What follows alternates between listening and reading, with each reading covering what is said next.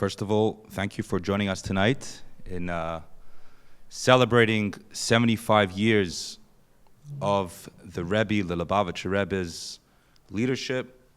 It was 75 years ago in a little shtetl known as Crown Heights, in a small room and upstairs in 770 Eastern Parkway, a post-Holocaust group. Very few made it out of, many were still stuck in communist Russia. And those that were fortunate to survive were gathering around the Rebbe, and it was a big question mark. What's going to be? What's the future? Not just of Chabad, but in general, of world Jewry. And it was 75 years ago that the revolution began, and I'm not going to give away too much. We'll hear about some of the fruits of that revolution tonight. So thank you for coming. Thank you to our sponsors for enabling tonight. Our guest speaker this evening is a world-renowned authority, rabbi, sought-after lecturer, author, makes many media appearances, and he's a prominent rabbi in the Mill Hill Synagogue, one of the fastest-growing synagogues in Europe, with over 1,500 families. And perhaps the best accolade, he happens to also be, full disclosure, my father. We're fortunate that he came all the way from London, England, to share with us his insight about tonight's celebration. So without further ado, Rabbi Yitzchok Schochet.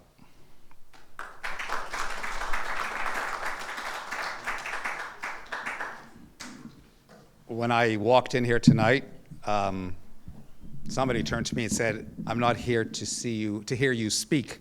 I'm here to see the man who made this son, because I'm a big fan of your son." And frankly, for any dad, that's the greatest possible compliment. Nachas is a wonderful Hebrew word for which there's no appropriate English translation, but you get the gist, the pleasure, the joy. So I'm not here to speak tonight. I just came along to Palm Beach to see the son that I made. But really, it is a delight to be here tonight and to be sharing with you. I'm always in awe when I come here to visit my son, Rabbi Mendy, my daughter-in-law, Sterni, and of course, the icing on the cake, my delightful grandchildren, because I get to see firsthand the work that Rabbi Zalman and his wife Hindel Levitin have accomplished over the many years here now, as well as my son, Rabbi Mendy, and his wife Sterni, and what they are accomplishing also now with young professionals, and how they all collectively continue to transfer the landscape of Palm Beach. But what always strikes me is how this is one place, perhaps more so than many others, that once discriminated against Jews and other minorities.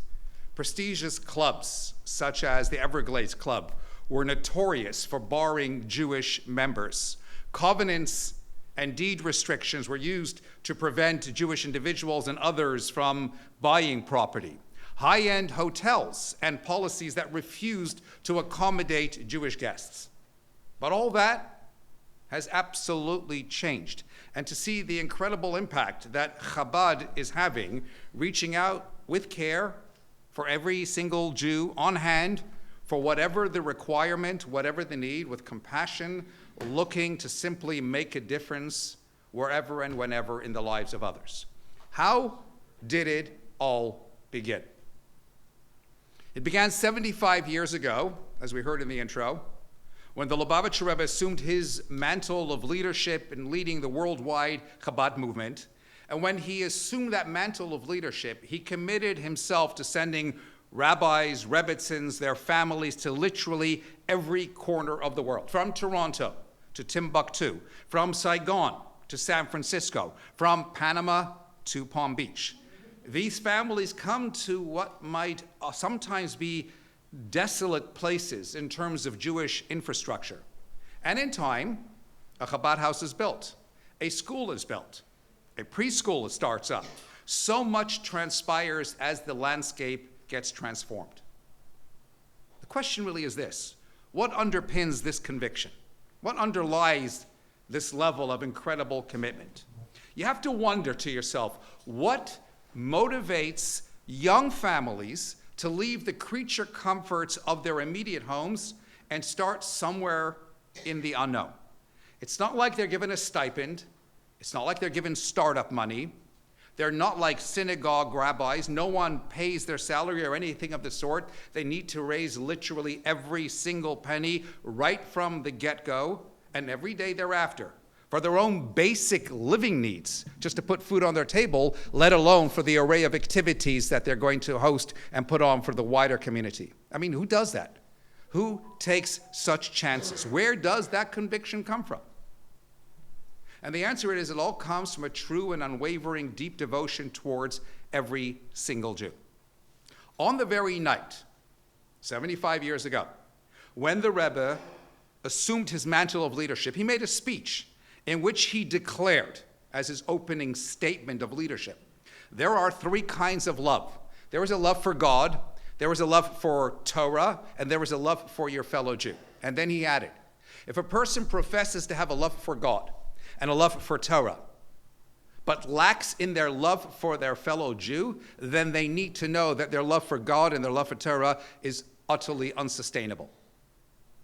Conversely, if somebody may not have a love for God for whatever the reason, and may not have any connection with Torah for whatever the reason, but if they have a love for their fellow Jew, then ultimately they can be nurtured and they can be brought to be included in the collective whole. And if you think about it, it's logic, really. Any parent can relate. If somebody says to you, I don't like you, it's okay, you can get over it. But imagine someone says, I love you, it's just your kids I can't stand. That's not going to go down too well. The Rebbe inculcated every one of his followers to see every single Jew, richer or poorer, more observant, less observant, and to love them all the same. When the great Rabbi Yisrael Baal Shem Tov of the 18th century once foresaw, through his own divine inspiration, potential tragedy to befall the Jewish community, he set out into a special place in a forest. He lit a special fire. He recited a special prayer. And the miracle was accomplished. The misfortune was averted. Later, when his chief disciple and successor, the Maggid of Mizrich, also saw pending misfortune hovering over the Jewish community, he would look to the heavens and he would go to them and he would say, Dear God, Master of the universe, I know the place to go to here now in the forest. I know the special prayer. I no longer know how to necessarily light the fire. But again, the miracle would be accomplished. Still later, the next generation, Rabbi Moshe Leib of Sasov, again, in order to save his people once more, he would go into the forest and he would say, I don't know how to light the fire. I don't know the special prayer, but I do know still at least the place where to come to. And that should surely be enough. And it was. And the miracle was accomplished. And the next generation after that, Rabbi Yisrael of Rizhin, would actually, when he saw misfortune, pending misfortune, he would sit in an armchair in his own home. And he would put his head in his hands. And he would speak to God and he would say, I am unable to light the fire. I don't know the prayer. I can't even find the place in the forest. All I can do is tell the story. And that has to be enough. And it was. And the real underlying takeaway from this is the following. Different people have different ways in which they engage in their Judaism, distinct ways by which they choose to identify. Some can light the fire. You might say their souls are aflame. They're full of passion. They're full of fervor for their faith and their people. They approach everything with excitement and they indulge in their Judaism in a most ecstatic manner. Yet others may not be as deeply connected. They may not feel the full fervor of their souls being so on fire, but they pray. They remain still attached. They may not be dancing on spiritual rooftops, but their faith and their traditions are still everything to them. Their people mean everything to them. And then there are others still, for whom the fire is not necessarily recognizable, and even prayer is something of an alien concept. But they still know where to go. Every now and then, they'll surface at their synagogue or at their Chabad house, however sporadically, be it a sad occasion, God forbid, or a happy occasion. And finally, there are those for whom the fire seems all but extinguished. Prayer is something other people do. They don't even know where to go. All they have is a story to tell. A story about a parent or a grandparent whom they recall doing something Jewish, a grandmother who lit Shabbat candles, a mother who fried latkes. They remember their grandfather wrapped in his talis, their father perhaps saying Kaddish. They can tell the story, but that's it. It's a story of yesteryear, from days gone by. If you think about it, that's the reality of the history of our people through the ages. We have transformed through the course of time from the fire of once upon a time to the mere storytellers that epitomize so many today. Or as somebody once put it to me, one generation called it the Holy Shabbos. The next generation called it the Sabbath. The generation after that called it Saturday, and today's generation knows it as the day before Super Bowl Sunday. Now, you'd think it's a lost cause. You'd think we ought to give up. Judaism is dwindling to some kind of finale. But there was one man who rose to the challenge, one giant of a leader who committed himself to recognizing that even those who could but only tell the story still have little embers burning deep within. And so long as there is a spark, and to be sure, there is always a spark, there is potential for even that person, for every person, to aspire to light the fire once more. And when the Rebbe committed himself to this mission, like the many greats before him, their miracle was once again accomplished. When the Brandenburg Gate, upon which Nazi flags were hanging, now has a giant public menorah erected in front of it, is that not a miracle? When Uganda, home of Idi Amin, who famously held 106 Israeli hostages, now has a Chabad house, is that not a miracle? When the former Soviet Union persecuted millions of Jews and today boasts hundreds of Chabad houses, schools, and other such-like institutions, is that not a miracle? You see, to the Rebbe, those who light the fires and those who say the prayers and those who know where to go and those who could but only tell the story, they're all part of the same people, the same family, the same history, and the same destiny. Ask yourself, where would the Jewish world be today without the Rebbe's vision? Who would provide a Pesach Seder for 2,500 Israeli backpackers in Kathmandu? Where would Jewish women have access if looking for a mikvah in Saigon? How would Israeli war orphans celebrate their bar mitzvah, hundreds of them, every single year in Israel? Where would Jews in Palm Beach be able to gain inspiration from their amazing rabbis and Rebbitzins, now with a preschool, young professional programs, and so much else besides? Is that not all part of the miracle? To the Rebbe, every single individual, that's you and me, is uniquely endowed with incredible potential in order to make our difference in our slice of the world. Everyone, the Rebbe declared, shares in the mutual responsibility of transforming this world and making it into the beautiful place it was always intended to be. You know, somebody once asked the Lubavitcher Rebbe, I don't ever see myself wearing a long black kapota, long black coat. I don't ever see myself wearing a big black hat. I don't ever see myself growing a beard. Can I still be an ardent follower of yours? Can I still be a chassid? And the Rebbe replied, anyone who wakes up in the morning and asks themselves, how can I make today better than yesterday? That is a chassid of mine. It was the summer of 1977. My parents took us with them to Los Angeles as my father went then on a speaking tour. Sometime mid-tour, Rabbi Yonah Fratkin, the Chabad rabbi of San Diego, reached out to my father and he asked him if he would come and speak at an impromptu lecture. He assured my father it won't take more than an hour and a half. It took the better part of 3-4 hours. It was a hot, long schlep. And by the time my father got there, he was tired. And then when he turned up, there were 14 people sitting there, and he was disappointed. All that schlep and all that tediousness, and so he was not the least pleased, to put it mildly. And then towards the end of the lecture, somebody walked over to my father and said, Rabbi, can I ask you a question? It's a bit of a theological question, etc. My father looks at his watch and he says, yeah, the hour is late, I want to go home. And he says to my father, listen, I'm a college kid. I don't know a whole lot about Judaism. One thing I do know, it says whoever saves a life is as though they saved an entire world. I need you to guide me, to help me. And that struck my father. So he sat down with the guy till 2 o'clock in the morning and then eventually made his way back home. The following year, Rabbi Fratkin calls my father to Toronto, this time for a proper organized lecture to come from Toronto to San Diego, 700 or whatever it was, people there, all big plan, organized, et cetera, et cetera. And then at the very end of the lecture, Rabbi Fratkin says, I want to introduce you to somebody. And he introduces him to this college guy, Jay. He says, he was the one who came over to you, one of the few from last year.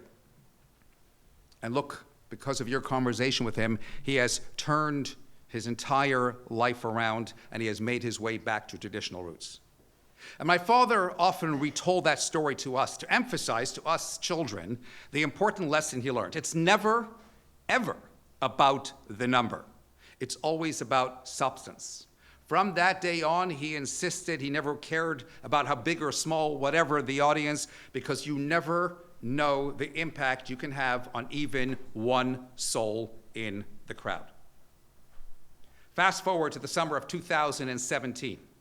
I'm en route to San Diego to deliver a lecture for Rabbi Eli Fratkin in Coronado Beach, the son of the aforementioned Rabbi Yonah Fratkin. And he expresses to me his concern about audience attendance. It was midweek, it was in the middle of the summer, et cetera, and taking place at some hotel. And I told him, as I had told many others before him, the same message from my father. And in the end, it was the popularity of the rabbi and his wife such that they had a full house and it was a successful lecture. But it was the gentleman who approached me at the end of the lecture that brought tears to my eyes and made my soul brim over. Hi, he said, my name is Jay. 40 years on, he will have married off all his children, now with beautiful Jewish grandchildren. I don't normally come out to events like these, he said, but I needed to come here tonight to tell you about and show you the fruits of your father's labor. And we had an emotional embrace. And he said, you know, your dad is looking down upon us now from above, and he's smiling. And I thought, you never know the impact you can have on even one soul in the crowd. And that's really the important lesson that the Rebbe taught us. It's never a numbers game. It's always about that one soul in the crowd, young or old, more observant, less observant. A Jew is a Jew is a Jew, and it's always about making the impact, touching the heart, igniting that soul. That's the enduring legacy. And Jews around the world have been impacted by that legacy.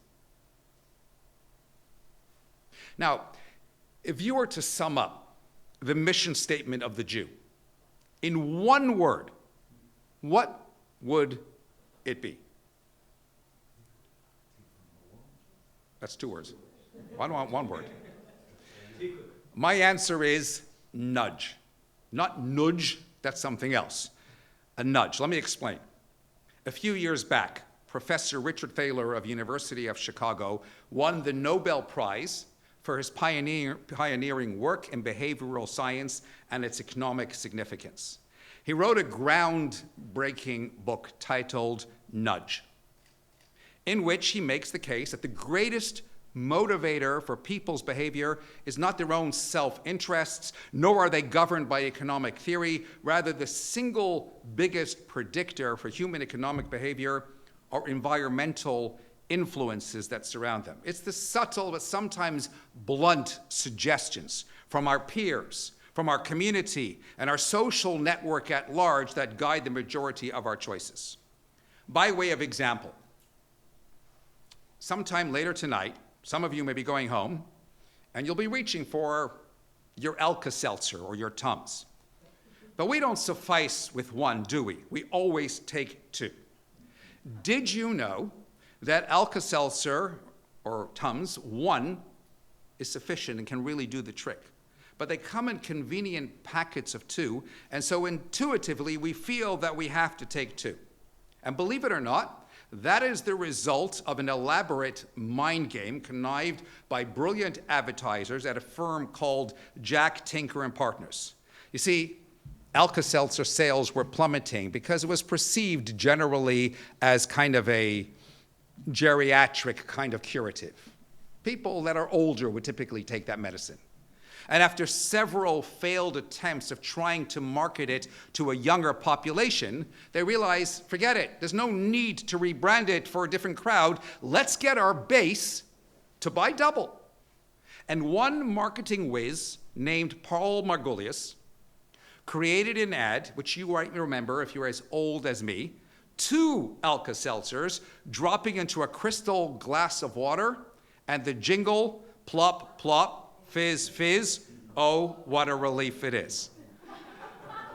The emphasis of the double dose of 2 Alka-Seltzers dropping into the glass, plus the double language of the jingle, that triggered a behavioral pattern in consumers who are convinced, now I need 2 tablets to achieve the useful effect of the antacid.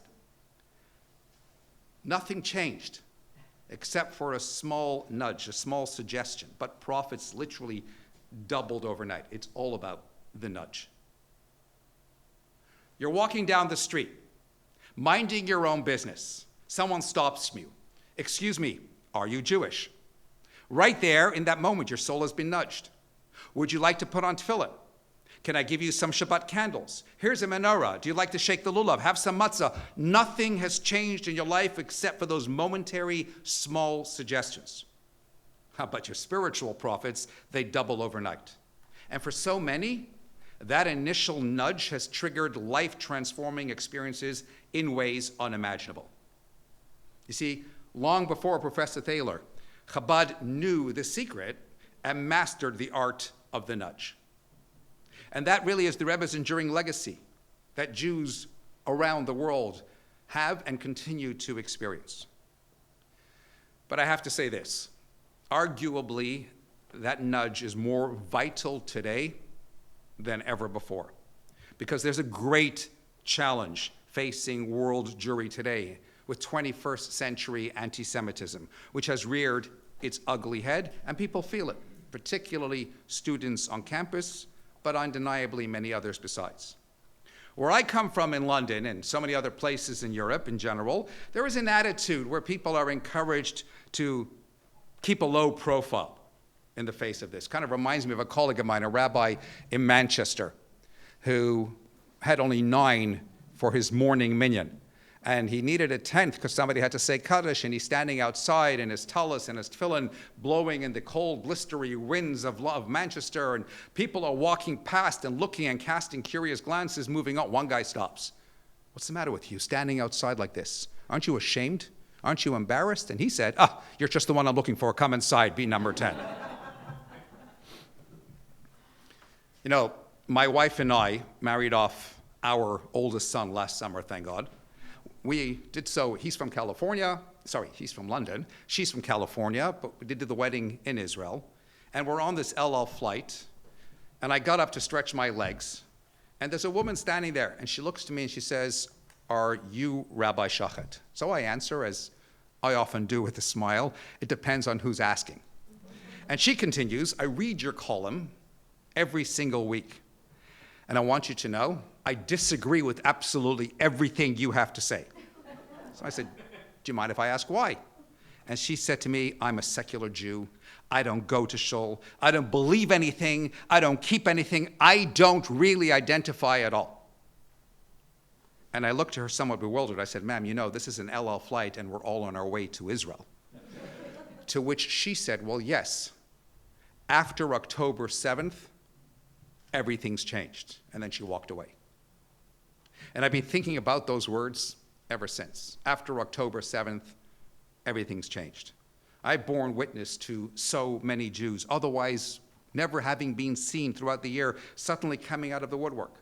I'm aware of numerous examples of Jews who completely stopped identifying for years, for whatever the reason, suddenly reaching out, looking to reconnect.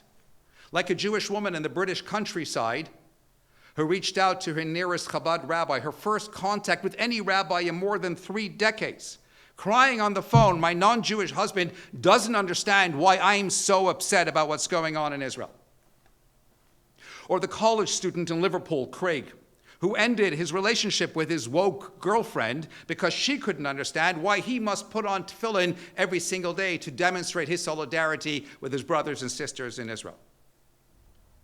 You know, when Rabbi Shneir Zalman of Liadi the founder of the whole Chabad movement, writes in his magnum opus, the Tanya, that at the core, every one of us remains eminently connected.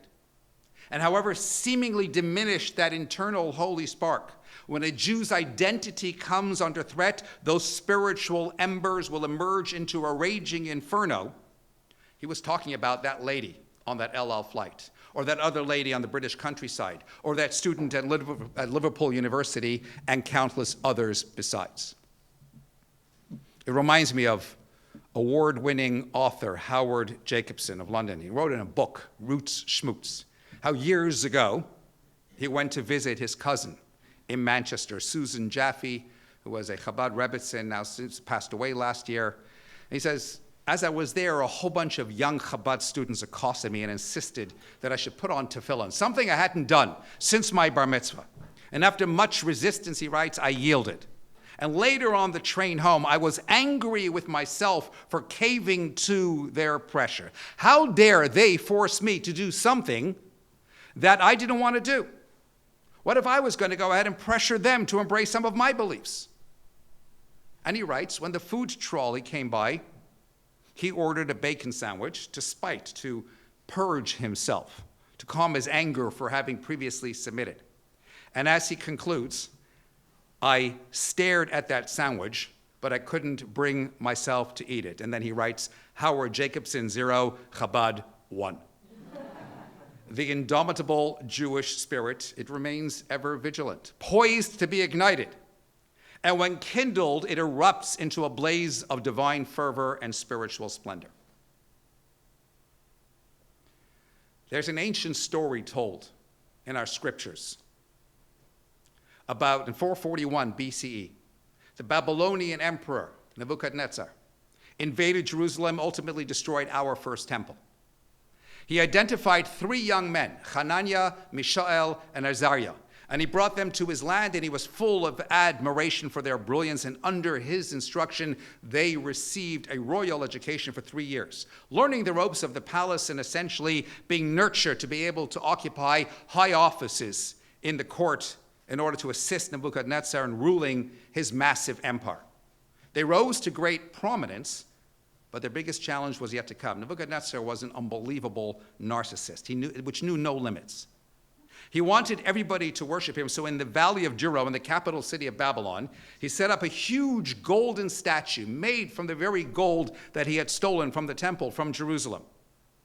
And his instruction was a simple one. All the Jews would have to gather in the valley. There would be music, and when the music would suddenly kick up, everybody would have to drop to their knees and bow before the statue. And if you didn't, you'd be cast into a furnace and burnt alive. And so they all assembled. And the music started up. And everybody, all the Jews, dropped to their knees and bowed before the statue. That is, all but 3, Hananiah, Mishael, and Azariah. You can't even begin to imagine the incense, the outrage. These are the 3, his protégés, and they are the ones defying the order. He immediately instructed that they be taken and that they be thrown into the furnace. And in the story, all of a sudden, a very curious detail is added in. And that is that we're told how they came in their royal garb and attire to the furnaces to be cast into the furnace. The rest of the story is not relevant for now. A miracle did happen. It was they did not get burned. They emerged unscathed, etc., etc. We make reference to this, actually, in our Yom Kippur service. We ask God, he who answered them should answer us as well. The Talmud asks a simple question. Who cares what they turned up in? Why is that detail relevant? Why does Scripture feel the need to emphasize in the verse that they turned up to the furnaces in their royal attire? And if they turned up in anything else besides, why is that detail relevant? And the answer lies, and in order to appreciate the Talmud's explanation, in another story that happened 2,400 years later. Rabbi Shimon Schwab, 21st century leading rabbi in Germany, giving a sermon to his congregation in which he was talking about the story of the sin of the golden calf. We know the story. And he was emphasizing to his community, the golden calf wasn't an idol. That wasn't the enormity of the sin. The problem was that the Jews thought at the time that somehow they needed an intermediary, a middleman, as it were, between themselves and God, and that's why they made the golden calf. And as he said it to them in Yiddish, explaining Jews don't need a middleman. They can connect directly. Everyone can connect and communicate directly to God. So he said it in Yiddish, or German more precisely. Jeden darf nicht haben kein Mittler. You don't need a middle person. But one troublemaker, an informer sitting there, chose to inform on him to the Nazi party that had already come into power in the early 1930s, and deliberately misconstrued his words and said that what he had said was, Jeden darf nicht haben kein Hitler, Yamach Shemai. Jews don't need a Hitler. So he was immediately summoned by the Gestapo in order to give an account of what happened. Knowing what transpired and how he would have to explain himself, he even brought the text with him to show what he said and what he was actually explaining to the people at the time. And they listened, and they heard what he had to say, and they sent him home, and they said they would eventually get back to him with their ruling and with their judgment. For the better part of 2 months, he waited and waited until ultimately he was exonerated. But here's the most compelling part of the story.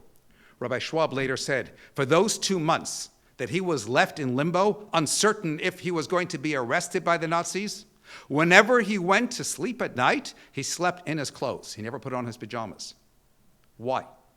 And he explained that the Gestapo had a terrible habit of taking accused people deliberately from their beds in the middle of the night, executing them, and then for added humiliation, they would hang them from whatever gallows in their pajamas. Rabbi Schwab said he was afraid that the Gestapo, if they were going to find him guilty, were going to do exactly the same thing to him. They'd arrest him in the middle of the night and they would hang him in his pajamas for the entire city to see. What would then happen the next morning, he said? All the Jews would see their beloved, revered spiritual leader hanging on the gallows in pajamas. The shame and the disgrace of seeing their rabbi like that, a major source of added humiliation, especially to the German mindset. It would completely demoralize and erode the Jewish spirit even more. It would spell an extra victory for the Nazis, adding insult to injury. So he slept in his clothes every single night for 2 months. If he was going to have to go, he was going to go out in style, head held high. Think about it for a moment. A person is facing doom. And what is he concerned about? Jewish pride, Jewish identity, doing all he can to prevent any additional demoralization of his people, his God, his faith. Where did he get this idea from? From Hananiah, Mishael, and Azariah. They came, says the verse, very deliberately to tell us, dressed in their finest royal clothes to the furnaces. They were cast in the raging flames dressed as nobles. They went to their deaths dressed as noblemen with their stature erect and their spirits soaring high. They may be bound and they may be cast into the fire, but their spirits would shine brightly. And that would give the ultimate encouragement to their brothers and sisters, their fellow Jews. They would remain princes even at this most depraved and agonizing moment. Had they gone to their deaths dressed in drabby clothes and whatever else besides, that would just give a message to the rest of the Jewish people that that's it, we've been vanquished, it's all over for us.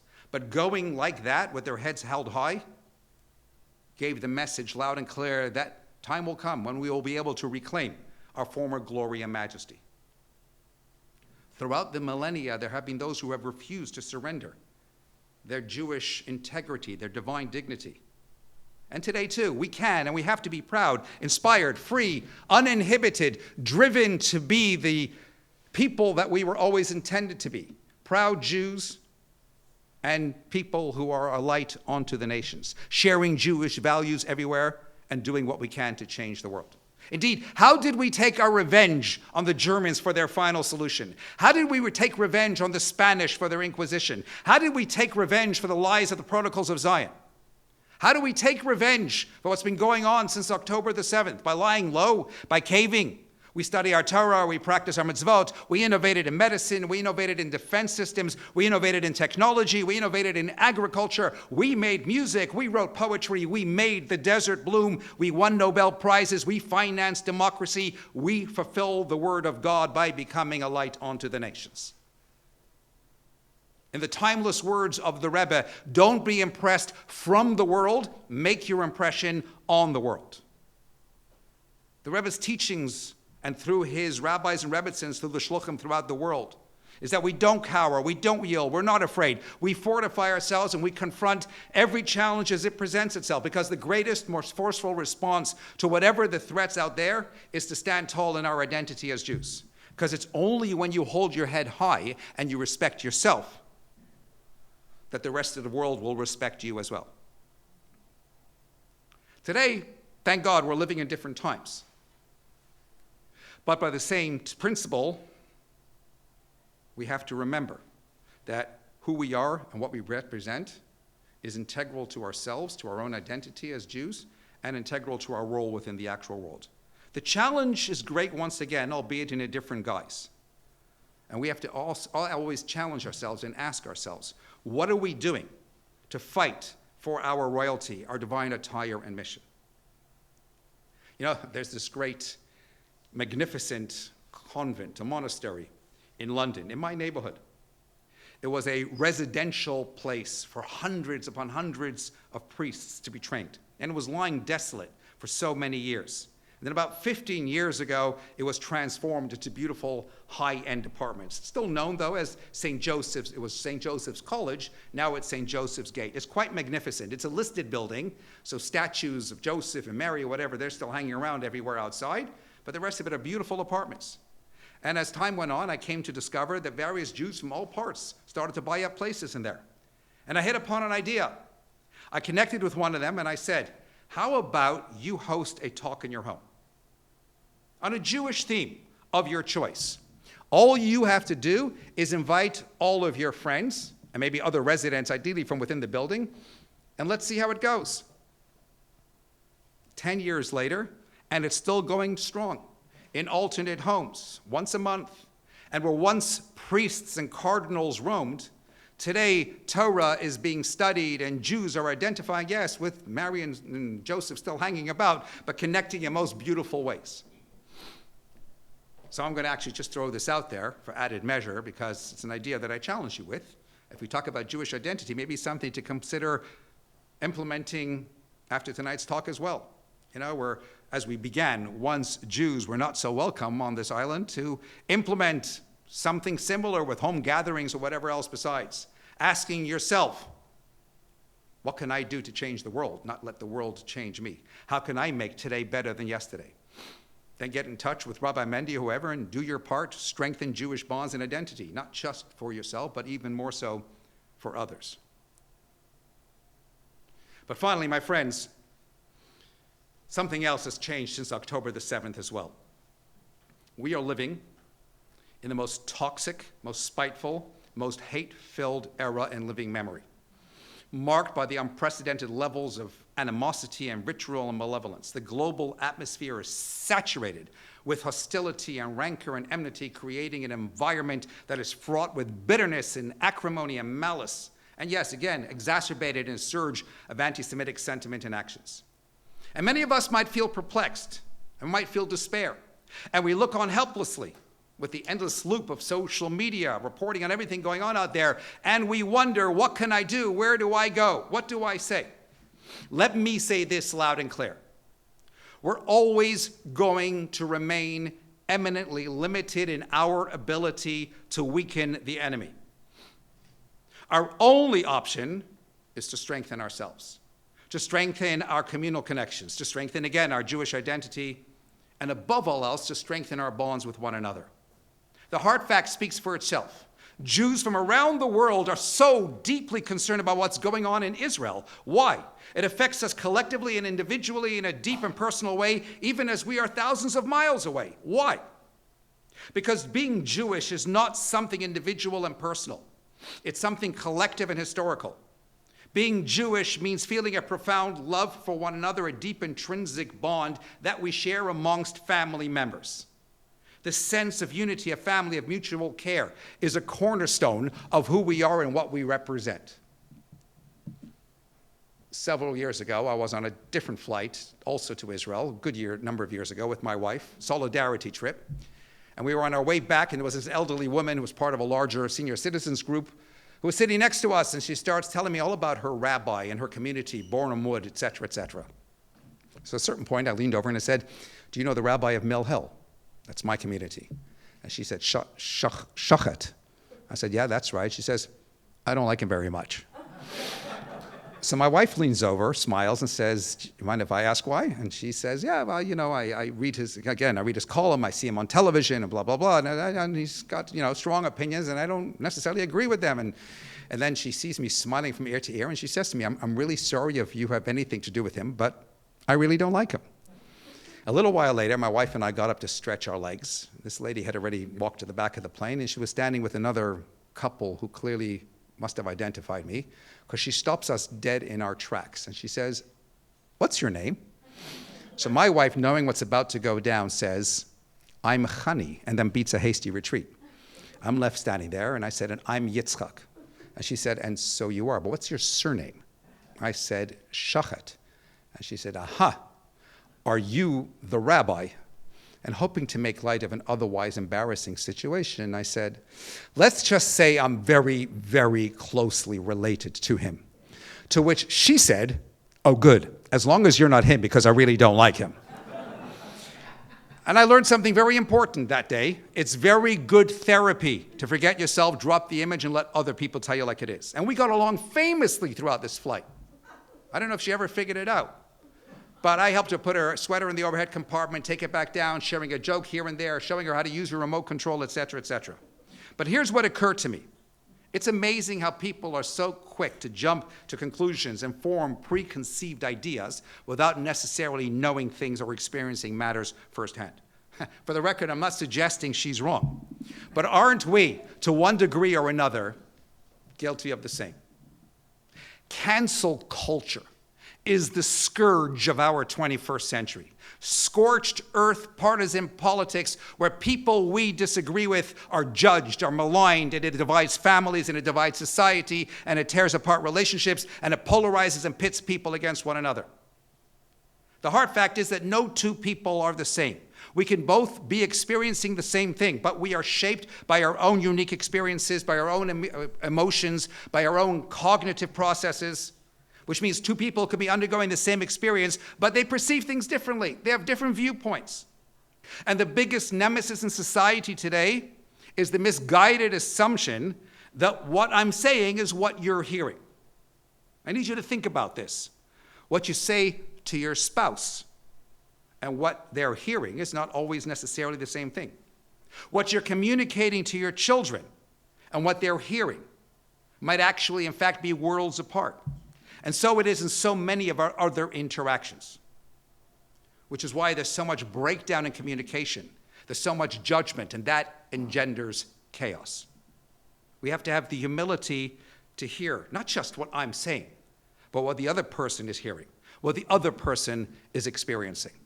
We have to always remember that though we may be two Jews, that we are, and though we will always have three opinions, that we will have, we must ultimately always maintain one heart. How does that That's okay. We'll get to it. The night just before my son's wedding, he and I are standing in an elevator. And there's another couple standing there. And it was quite obvious they were coming back from a wedding of some sort, the way they were dressed. So my son looks to them and says, Mazel Tov. So the guy answers in Hebrew and he says, Todah, thank you. Etzlecha b'smocha, by you also, happy occasions. So I couldn't resist. I said, yeah. In Hebrew, I said, Macha b'leila, tomorrow night.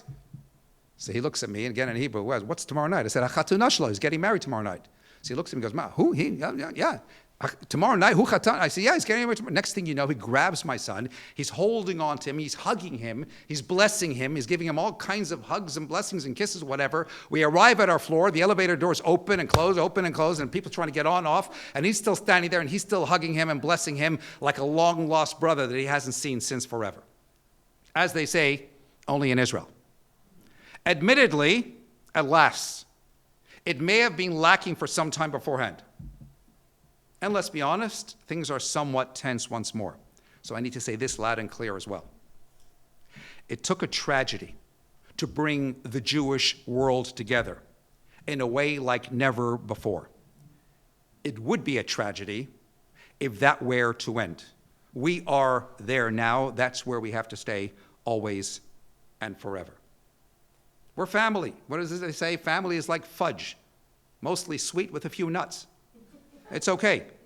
Even as we may be different on the surface, at the core, we are family, dating back already to our patriarchs and our matriarchs. Whether at the end of the day, for better or for worse, whether we like it or not, whether we're involved with Judaism or not involved with Judaism, whether it makes us proud or whether it embarrasses us, there is this deep and there is this intrinsic bond between us that is undeniable because we are family. Rebbe, what is it that you do? Somebody once asked the Lubavitcher Rebbe, what is your main goal? And the Rebbe said, I strive to be a friend. And the man looks perturbed. That's it? That's what a Rebbe is? You strive to be a friend? So the Rebbe looked at him and said, how many friends do you have? And he said, I have loads of friends. So then the Rebbe continued and said, let me define a friend for you. A friend is someone in whose presence you can think aloud without worrying about being judged and being taken advantage of. A friend is someone who suffers when you are in pain and who genuinely rejoices when you are in a state of joy. A friend is somebody who looks out for you and always has your best interest in mind. In fact, a true friend is like an extension of yourself. Then the Rebbe looked to the man with a smile and says, now tell me, how many friends do you have? Friends, that's our takeaway for tonight. Hold your head high. Be a real friend. Encourage others and yourself not to give in to panic or bitterness or self-pity.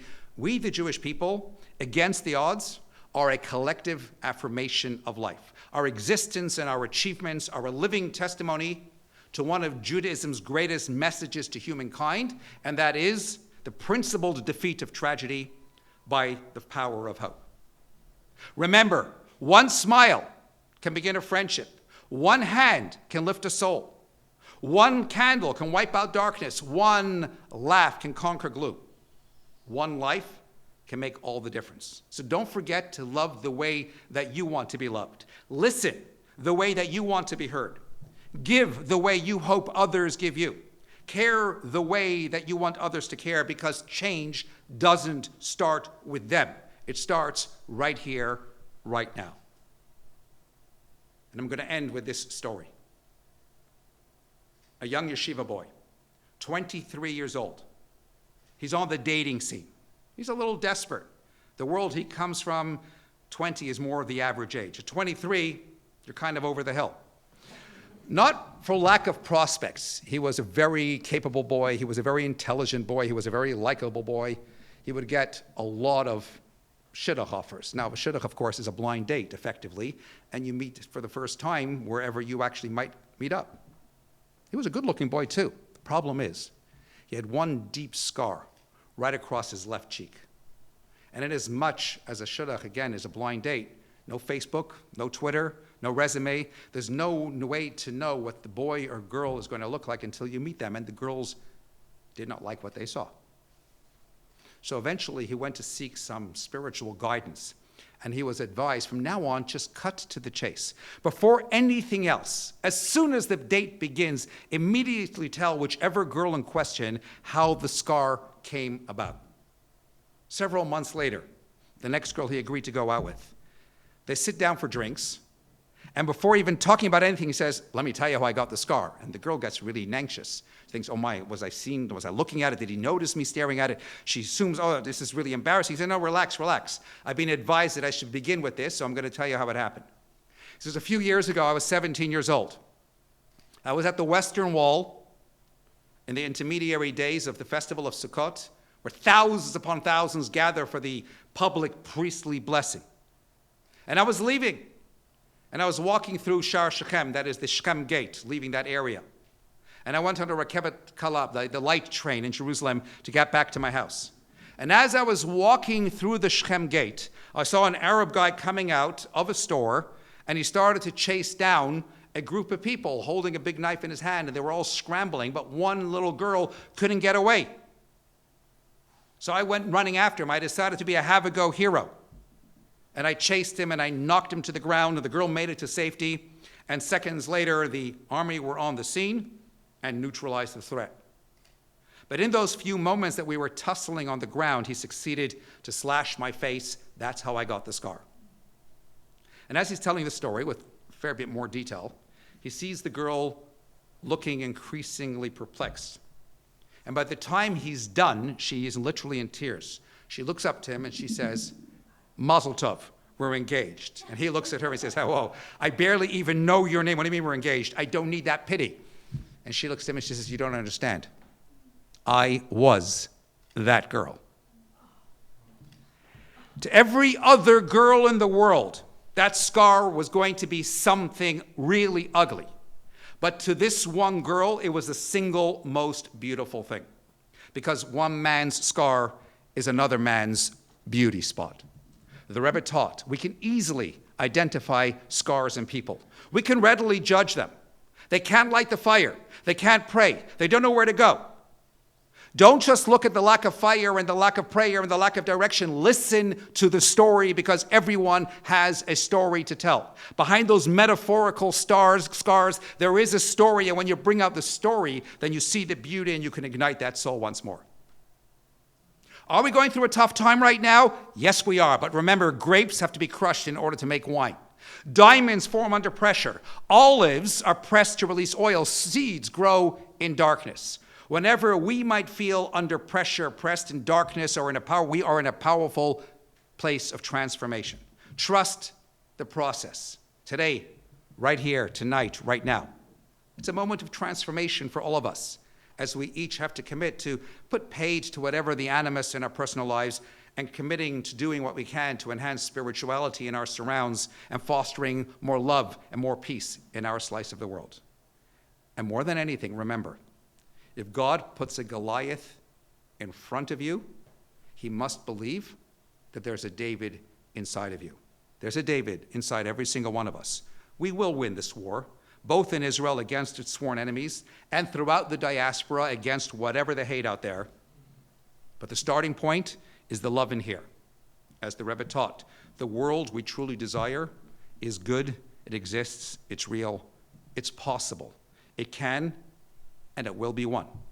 Just believe in the beauty of other people. Believe in the power of love.